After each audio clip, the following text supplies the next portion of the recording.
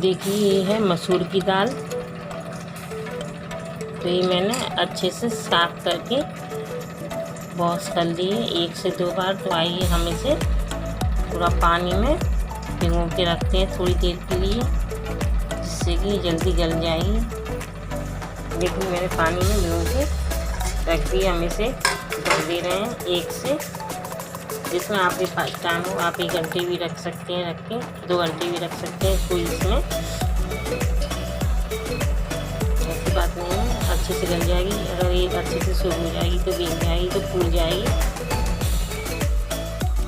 देखिए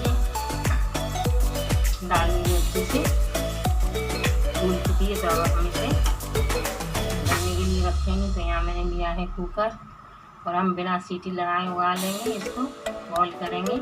और यहाँ लिया मैंने थोड़ा सा 1 चम्मच मेरा सरसों का तेल है। तो यहाँ हम इस दाल को अच्छे से निकाल के पानी से अलग करके छलनी से, और हम इसे ऑयल में डालेंगे।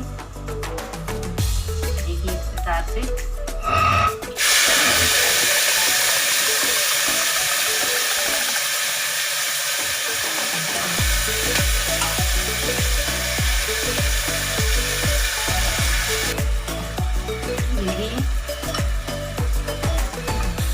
हम इसे अच्छे से चला देंगे।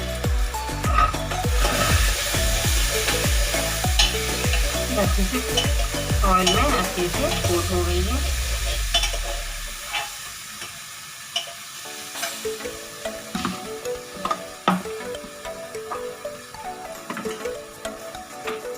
इसमें हम डालेंगे नमक 1 चम्मच। दाल बहुत ज़्यादा पतली नहीं अच्छी लगती है, इसलिए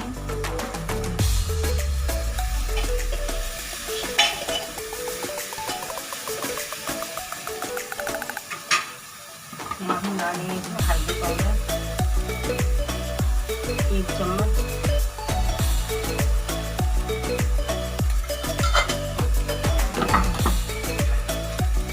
इसे हम अच्छे से चला लें।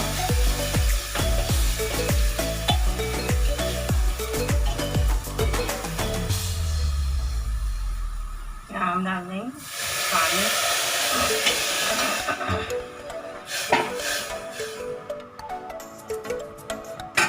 यहाँ हम डालेंगे इसमें लाल मिर्च पाउडर,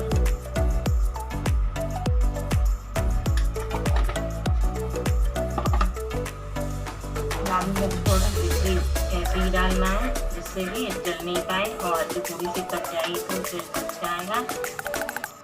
अब इसे हम जितना पतला चाहे उतना पानी डालकर जिसे हम गलने के लिए रखेंगे 5 से 7 मिनट में मीडियम लो फ्लेम पर, जिससे कि अच्छे से गल जाए। देखिए हमें बहुत ज़्यादा पानी नहीं रखना है, और हमें इस प्रकार से मैं बनाऊंगी। मैं कुकर में सीटी लगा के नहीं जलाऊंगी इसे। देखिए जब तक मेरी दाल गल रही है, हम यहाँ पे दाल के लिए करके तड़का तैयार। तो हम यहाँ पे कढ़ाई में डालेंगे हम सरसों का तेल। तो यहाँ मैं थोड़ा सा सरसों का तेल डालती हूँ। थोड़ा सा तेल हम पहले डालते हैं, इसलिए बहुत ज़्यादा नहीं देंगे। तो तेल को हम थोड़ा सा गर्म हो चुका है। तो यहाँ डाल देंगे हम जीरा,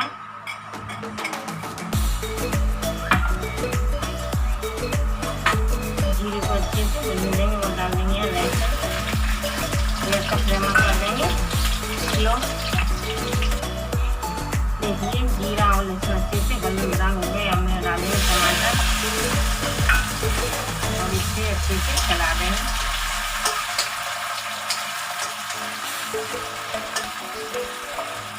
ये यहाँ देखते हैं दाल हमारी कैसी पकी है। देखिए दाल मेरी अच्छे से पक चुकी है। अब हम इसमें तड़का लगाएंगे। तड़का भी हमारा तैयार हो रहा है। चलिए यहाँ देखिए तड़का अच्छे से तैयार हो गया है। मैं लहसुन, जीरा और प्याज भी डाल सकते हैं, और इसे अच्छे से गल जाने देंगे। और गलने के बाद हम इसे दाल डाल देंगे। बहुत ही टेस्टी लगती है दाल खाने में। प्लीज़ एक बार जरूर बना कर ट्राई।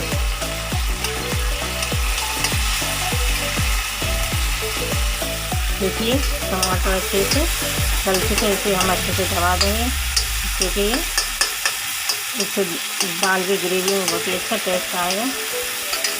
अब यहाँ पे हम इसमें जो हमने दाल बनाई है उसे हम पलट देंगे।